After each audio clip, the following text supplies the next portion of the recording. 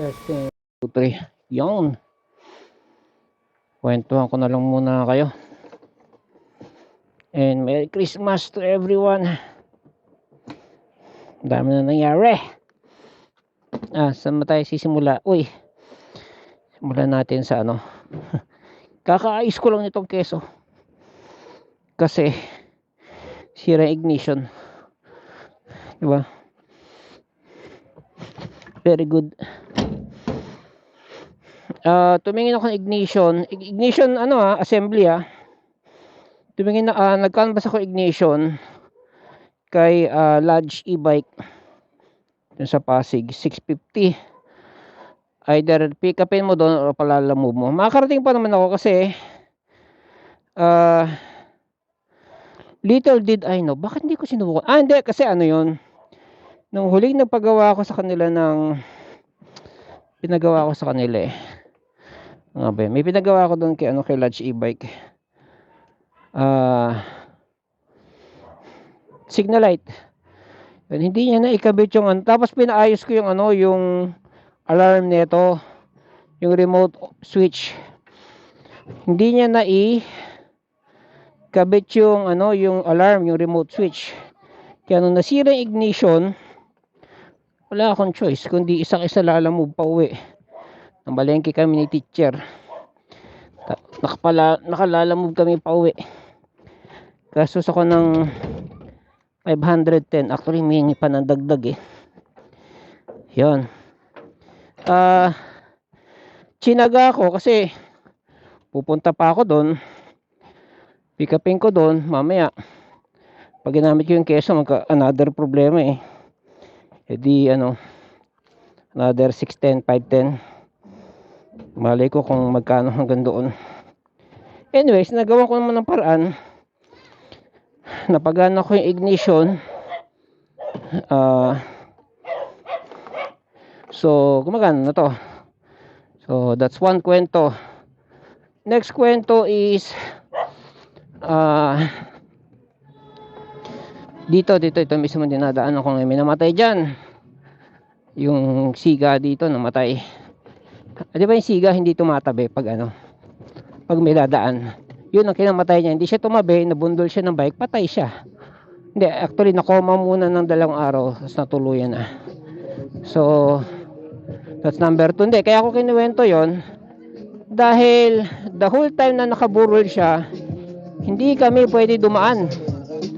Inaway kami nung kapatid ng siga number 2 yun, kapatid ng siga, inaway kami. Sabi niyo, kayo dadaan dito ginagano. Saan kami dadaan? Diba?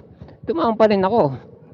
So, pero para iwas away na lang, hindi na yung mga unnecessarily na labas, hindi na ako naglalabas. May bibiling ka lang toyo, ganyan, di online mo na lang o whatever, diba? Basta yung very urgent lang kami lalabas, ganyan. And kapag punong-puno ng tao dyan, kung meron man yung huling araw, hindi na ako lalabas, syempre. Ganyan. Anyway, so the whole time na nakaburol siya, hindi kami naglalabas. Kaya yun ang pangalawa kong kwento. Pangatlo. Kumakalog yung helmet ni teacher. Ngayon pala, basag-basag na naman. Ngayon pala, sunduin ko si teacher. Sunduin ko si teacher. Galing ako ng Christmas party. Today is December 30 pala. Galing ako ng Christmas party, get together lang ng mga classmate ko nung elementary. Yan. Sa bahay lang naman ng isa kong kaklase. Yan. Tabi tayo. Ay ilang ako. Nang isinakay kasi ito sa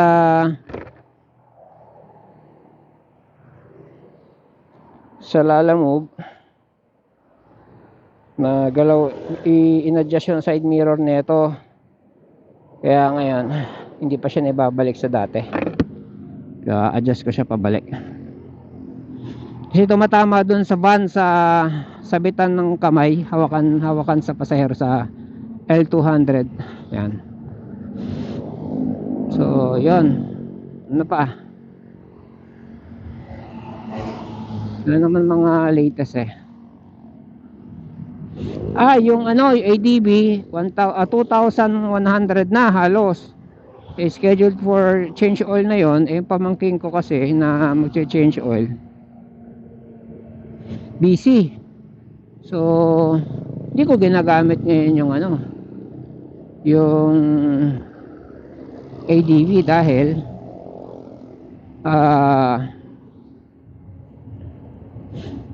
ayoko naman na tumakbo yung ano no, nung tachometer no ng walang change oil, diba? Iba na lang kung mag-YouTube ako, Google ako how to change oil, pwede rin naman. Kasi nandiyan na yung langis, pinabili sa akin ng pamangkin ko. Yan. So, yon. Ano pa? Yung ADB, wala nang kwento gaano. Although gusto ko yung palagyan ng ano, MDL. Para yung style ng MDL na gusto ko, ano, yung malaki, yung 4 na bumbilya, 4 na LED kada isang side. Ano, kailangan ng rail guard. Mapagastos ka talaga doon. Kaya mahirap kapag marilaki. Sumusunod ako doon sa mga naka maliwanag na kotse o motor. That is kung hindi sila matulin. Usually kasi matutulin mo patakbo mga, lalo na pag tagaron, ang bibilis magpatakbo. Excuse me bilis na namang patakbo. Kaya ang hirap ang hirap umasa, kumbaga, para hindi ka na mapipilitang magmatulin. Ayoko magmatulin doon, lalo na yung foggy or umuulan, ganun. Pag foggy doon, yung helmet ko parang parang umuulan din, parang may mist din, nagbubutil-butil din. Pag sinara ko naman yung fog sa loob, kaya hindi ako nagtutulin doon. Mahina pa visibility nga dahil wala akong MDL. Ito kahit pa paano MDL to. Ganon. Yun naman ang update sa Honda. Ngayon susunduin ko si teacher sa Cubao. Dahil dahil nag-reunion din siya ng putik ang tulin. Nag-reunion din siya ng kapwa niya, ng mga kaklase niya na dadalawa lang yata dumating. So ang galing, di ba? Dadalawa dumating. Excuse. Nakwento ko nga yung yung kaklase ko. Yung bahay ng kaklase ko na pinag-get together namin, malaki, may elevator. 3rd floor, 4th floor yung pinaka top floor. Pero 3rd floor yung elevator, ganyan. At tama, 3rd floor nga. Fuck, dalawa. Sana gumana yung ko. Sana mag-activate yung tawag nun. Pero kung hindi nyo man nakita, yun, mga bubog, debris, ang pinagbasagan na bintana. Sabi may nagbanggaan ng sasakyan. Minsan nakakabutas din yun eh. Meron naman akong fire keme. Sana gumana. Or sana hindi tumalab yung bubog. Yun na lang. Kasi walang baong pambomba.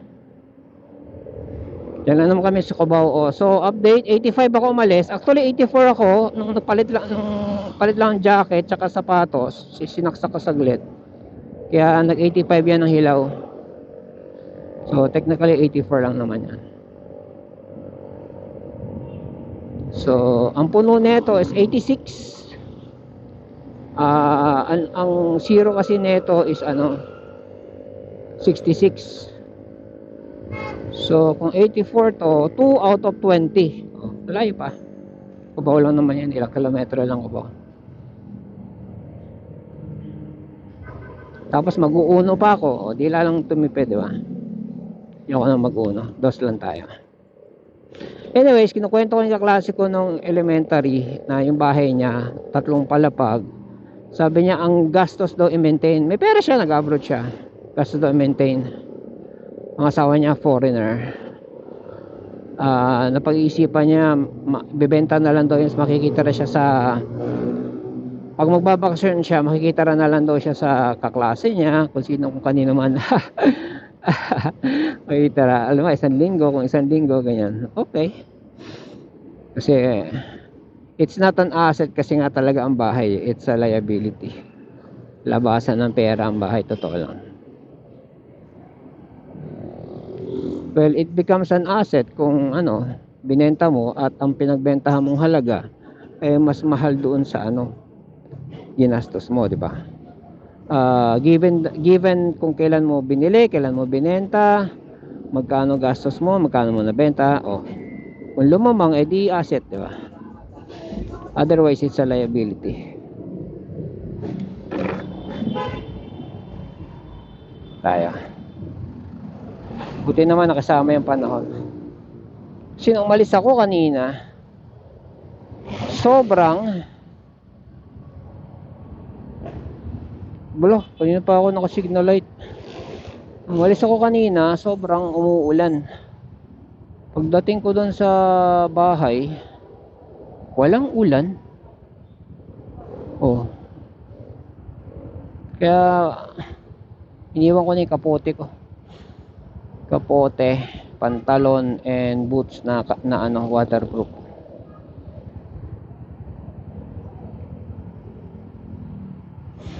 Yung pinsan ni teacher, na head-on collision sa Malate, Manila. Naka-head-on sa kanya, dalawa sakay, babae driver, lasing, head-on. Pero lumihis ng ang tawag ng linya. Head-on siya. Meron siyang na GoPro, meron siyang mounted na GoPro. Tapos syempre ang GoPro hindi kagaya nito, ang liwanag yung GoPro niya medyo dark pero kita pa rin. So na document niya, na video capture niya yung pagkaka-aksidente. Ganun pa man, siya yung nag-initial na gastos kasi wala daw ibubugay yung nakabangga. Kasi lang niya kung magkano, kulang pa, ganyan. So ang hirap talaga madisgrasya, totoo lang. Siya naka-helmet pa yun, kailan nabutas yung pisngi niya. Kasi yung helmet niya yung half face. Yun, kaya sabi ko kay teacher, laking bagay yung full face natin. Kasi yung sa mga head-on, mga face plant, yun ang sasalpa sa iyo kapag naka-full face ka.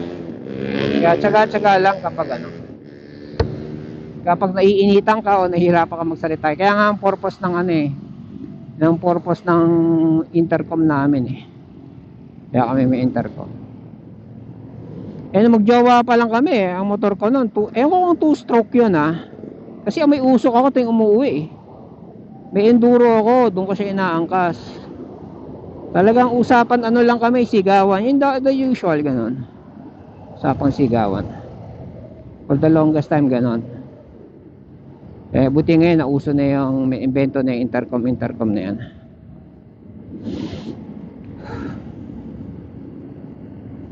Sa bahay naman,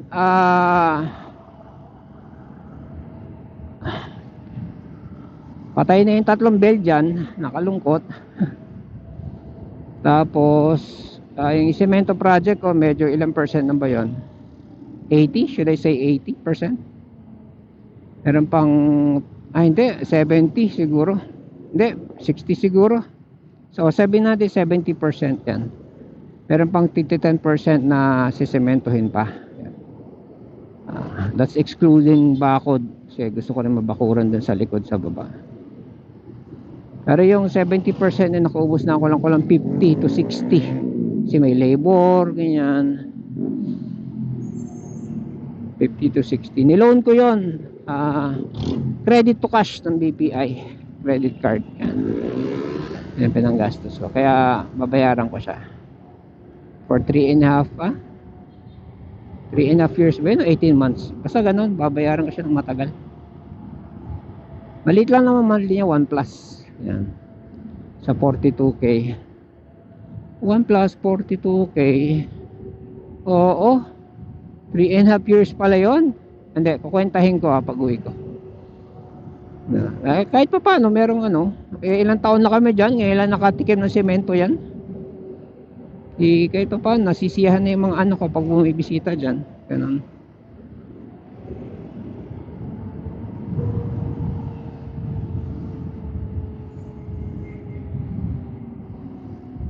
So, teka. Pag nagtetres ako, kailangan concentrated, dos lang tayo. Yun naman kailangan eh.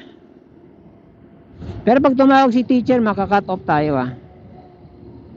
Ay hindi pala siya nakakonect. Hindi ko nakakonect siya. Yaman na, tatabi na lang ako. Sunduin ko siya sa Gateway Cubao. 84 pa rin, haba.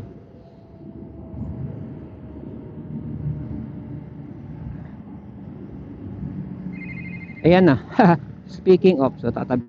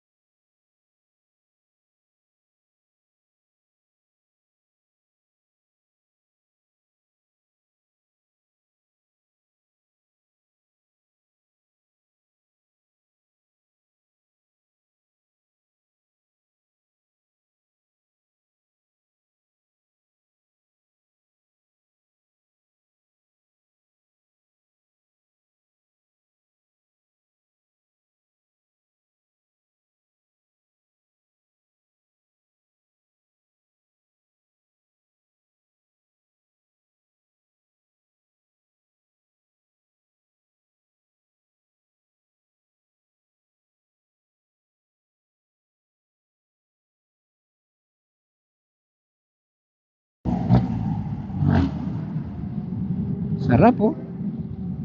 Sarap na may option bumilis. Hello. Ayan, narinig niyo na naman ako. Nawala ako matagal, kausap ko kasi dalawang cellphone ko. Isa kong cellphone yung tinatawagan ni teacher para hindi kayo maputol. So, kausap ko si teacher, nagbigay siya ng instruction doon daw sa Shopwise. So, sa Farmers. So, tutumbukin ko yun ngayon. Yan, anyway, so kwento ko na lang paano kami nasiraan kahapon. So, namalengke kami. Bago pala kahapon, hiniram ni Bunso ito. Lakas ng loob niya. Sabi ko, gagamitin mo, may lamay. Sabi ko ganun. Sabi niya, bakit? Daanan ng tao yun. Gumaganon siya.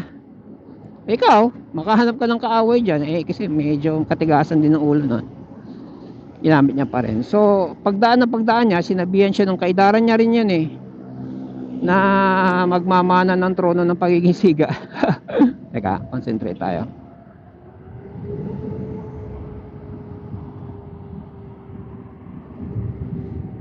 Pag nagteteres ako, focus eh.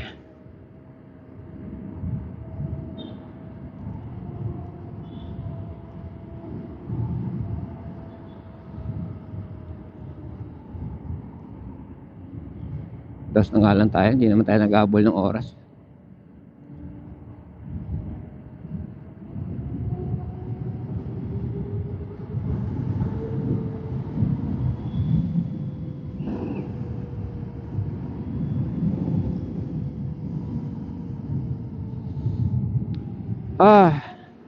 Balikan ko na lang yung kwento ko Pero alam nyo ba, wag kayo bibili ng keso. Kung gagamitin nyo pang daily na pang ano ba, kung pang subdivision, oo, malapitan, oo, ganyan. Yung hindi serious, ganon. Yung hindi serious na ano, yung tipong may isa ka pang motor or okay lang sa'yo mag-commute, ganyan. Pang laruan lang ba? Pang ano lang ba? Joke. Kumbaga lang yung keso, ganyan. Kasi unang-una China to. No offense sa mga ano negosyante Kasi syempre, pag made in China, ang purpose ng paggawa niyan is for profit. Okay? Ano ibig sabihin ng for profit? Meaning, yung pyesa niyan, mura, mismong mura, at ang mga pyesa niyan, sirain, kasi nga mura, what do you expect? Mura, sirain. So, pag may nasira, bili ka ulit pyesa or palitan mo na lahat. Yan. Well, fortunately, may mga pyesa to, may mga upgrade option. Dahil nga sa for profit ito. Makaka-upgrade ka. In other words, para siyang experimental, di ba? Pang-experiment siya na gusto mo mag-upgrade, ganyan. Ito yun, mahilig ka sa experiment, ganyan. So, hindi mo siya pwede gawing sorry, teka. Ano to? May kaliwaan pala rito. Baka may kakaliwa rito.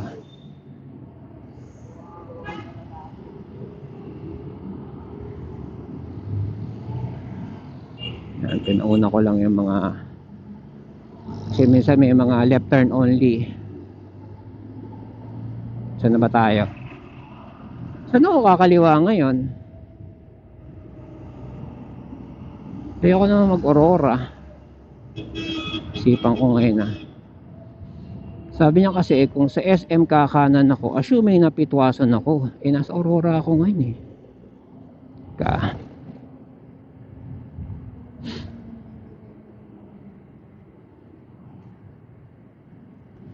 wala na naman yung kwento ko. Yung sa keso. Oo. Yeah, so, pero kung yung gagawin yung pan daily grind, don't expect yung durability, reliability na meron yung mga branded like Honda, ganyan. Sa motor ganyan. Wag mo expect sa keso kasi China to Ang Japanese na motor, may built yan for reliability, safety, ganyan. May say na ako kasi may nagagamit na akong Honda both kotse nakagamit na ng Honda na kotse. Safety, reliability, durability. Pero pag China, I'm sure aminado yung mga factory, mga businessman na na Chinese ganyan. Na this is built for profit. Bakit, di ba? Be wise ka, di ba? Gusto mong kumita, di ganito yung mo, ganito yung mo, ibenta mo. Yan, for profit, yan. Kasi yun nga, okay, balik na tayo. Ngayon explain ko na yan. Balik tayo sa kahapon, sira yung ignition. Pero mo, yung ignition, simple lang yan May mechanical, may electrical. Bakit siya masisira kaagad? Gaano katagal pa lang to? Isang taon na ba to? Wala pa. Siraan kaagad ng ignition. Diba? Mismo ignition ah. Diba? Wow. So, asan ang reliability, asan ang durability? Wala. Kasi cheap siya. Na-acquire mo siya ng cheap. Palit-palit ka na lang pag may nasira. Yun. Okay. Next kwento. Hindi, anong connect nun dun sa ano ko, sa bunso? Kasi siya, nung ginamit niya to, nagreklamo na siya, sabi niya, Dad, yung patawid na ako, pag pihit ko ng silinyador, hindi gumalaw, inilakad ko pa ng paa ko. Pero gumana rin ulit. So, intermittent pa lang. Nung kami ni teacher, nung patawid kami dun sa parking lot, palabas, hindi na siya intermittent, permanent na. Kaya tumawag na ako ng Lalamove, 510 bayad ko. Sinakay namin pa uwi, sumakay kami pati. Ganoon. And then, yun nga, pag uwi ko, na-determine ko yung problema. Pero kalas-kalas to. Harap, ilalim, battery, likod. Kalas-kalas to, para malaman ko yung problema. Which is, na troubleshoot ko, ignition mechanism talaga. At hindi pala, nag-YouTube din pala ako nung time na yun. YouTube ko rin.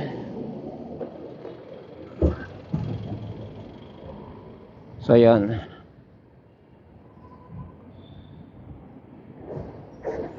So, doon sa sa YouTube, ang sabi doon, pag ganyan ang problema, ignition 'yon. And true enough, ignition nga yung problema. And naayos ko, kinalas-kalas ko yung mechanism ng ignition. Tapos nakita ko doon na putok na yung yung contact point na tanso. Tapos ginawa ko ng paraan, naggumawa ko ng kumuha ko ng tanso na solid wire. Inano ko doon, inapuyan ko, hininang ko para may bagong contact. Ganon. Naayos. Dahil kung hindi ko ito magagamit ngayon. So, kaya ako sinasabi na na hindi siya reliable. Si teacher, medyo nasasanay na siya kasi nakakailang ganito na kami, nakakadalawan na kami kasama ko siya. Na hindi, 3 pala. Sa palengke, 2 beses. Sa layasan, 1 beses. So, 3 na. Diba? Una, throttle. Pangalawa, lobat. Pangatlo, ito, ignition. Grabe, diba? Para sa wala pang 1 taon na motor. At eto, sige, alam ko may mga magagalit dito sa akin. Yung magkano yung Honda hello. Nalubak yung pala yun pag nalulubak. Nalubak Parang kailangan ko talaga bumili ng may shock absorber Anyways, saan na ba ako? Magkano yung Honda ADB cash? 170. O 169,500, sige. Pero 170 round off. Magkano na nagagastos ko rito? Kulang-kulang 200 na. Sige, magalit na yung magagalit. Kulang-kulang 200. Mas mahal pa to sa Honda. Brand new. Siyempre, 55 ko lang to nabili. Second hand. Pero yung palit battery, palit hub, 2 beses. Ganto ganyan. Upgrade preno, etc.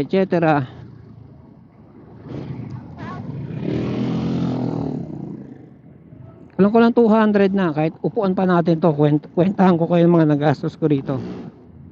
Siyempre nasira yung battery, repair battery, ganito ganyan. Makaka 200 na ako dito. Kaya yung mga bata, mga anak ko, pagpipili sila, kasi palibasa maliit ito, ay yung keso muna gamitin na, iniisip nila dahil mas mura to. Yun naman pag-practice namin keso, hindi lang kumikibo, siyempre. Pero kung gusto nila gamitin to, ipinibriefing ko syempre, helmet kayo. Hanggat maaari 1 lang. Ayan, speed 1 ba, ganyan. Ingat sa lingon, sa tawid-tawid, ganyan. Inaano ko, binibriefing ko ng gusto. At sila, maliit pa yan, nakakapanood na yan nung bago pa lang yung YouTube. Bago pa lang YouTube na, hindi pa masyadong nag-edit nagka-cancel ang YouTube Nakakapanood dyan sa YouTube ng mga biktima ng disgrasya ng motor. Meron, YouTube ba yun? Pucha, hindi yata YouTube yun. Ano yan? Gore.com yata yun. Basta merong nasagasaan ng ng truck na nakamotor. Okay? Saan siya? Hati yung katawan, di ba? Expect mo patay na kasi hati eh. Hiwalay yung tiyan. Sa tiyan na gulungan, hiwalay na yung hip niya. Yung balakang niya, hiwalay na dun sa ano niya. Pero wag ka, dun sa video, yung taong putol na yung katawan, literal na manananggal, lalaki buhay pa. Nag-aantay ng rescue. Saan ka pa? Hati na yung kalahati niya dun sa kabilang side ng gulong.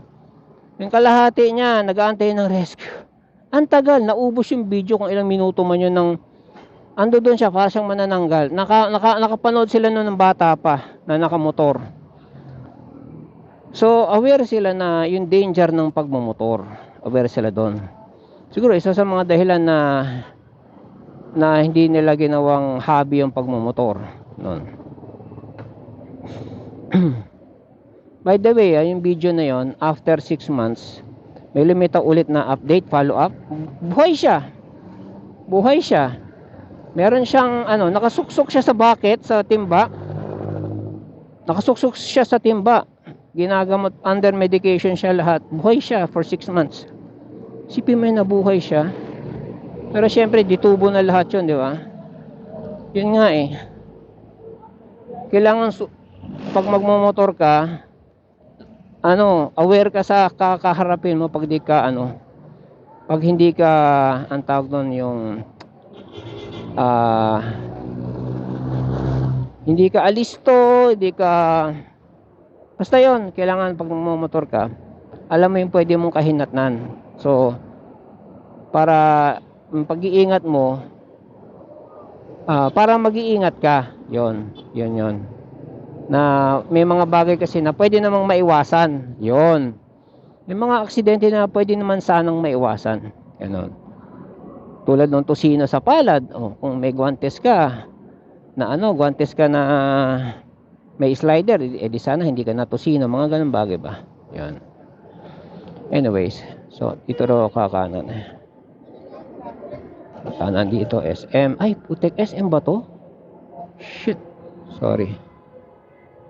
Naku, di pala to SM. Shucks. Mali yun na kananang. Hindi, the same din pala. Kakaliwan na lang ako rito.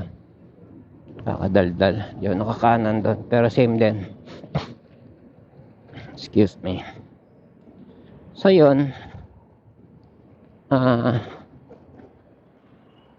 Liko-liko yung kwento ko, no? Pero kasi tagal ko na rin hindi nag-upload.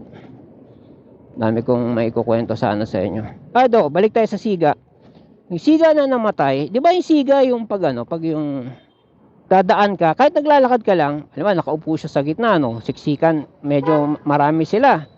Tapos sa amin, iskinita, gano'n, di ba? Kunwari, may mga bit-bit ka, di ba? Nag-grocery ka, o may mga bag kang dala. Ikaw yung mag-e-excuse. Hindi sila tumatabi. Yun. Ganon yung siga, 'di ba? Hindi tatabi, ikaw yung makikisama, ikaw yung mahihiya, makikiraan ganon, 'di ba? Dahil ganon yung attitude niya, nasanay siya ganon eh. Nagagalit siya pag may Ba't ka magagalit pag may dumadaan? Ha? Kalsada is whether is kinita or highway 'yan, para sa sasakyan 'yan. Hindi 'yan para sa siga. Tsaka ngayon tinutumba na yung mga siga ngayon. Dito daw ako sa Telus. Entrance ng ano ba to? Entrance to eh. Telus. Dito na. Novotel. Dito na yun. Kanto. Sabi niya kanto. Sige, kanto. So, nung time na, so ganun siya, yung kalsada sa amin pababa. Okay? Mula sa taas, yung bata pa, 15 years old, so below minor de edad, yan. Ang bike ng fixie, yung preno, tawag sa ganun. Yung walang preno, walang cambio, walang preno. Tsaka walang freewheeling, ganun. Fixie yung bike. Naputulan ng kadena sa taas pa lang. Nagpanik yung bata. Umiwas-iwas sa mga tao. Actually, 2 tao yung iniwasan niya. Hindi. 2 tao yung naiwasan niya at umilag sa kanya. Kasi kita na humahagibi siya pababa eh. Kita na eh. So,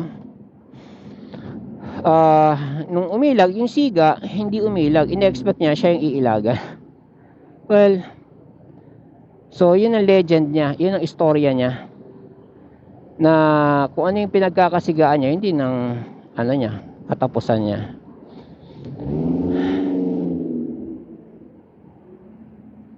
And yung kapatid niya, ganun din yung yapak na sinusunod or ganun din yung yapak. Kung hindi siya magbabago, tingnan natin kung anong kahihinatnan niya. Kasi ganun din yung kapatid niya eh. Eksaktong-eksakto sila ng ugali. Anyway, so tatawagan ko na si teacher. Kasi ito, siya boys. Okay. Aga natin si teacher. Okay, see you later, alligator. Thanks for watching. Susunod ulit. Merry Christmas, December 30 na. Bye. Happy New Year pala. Bye-bye.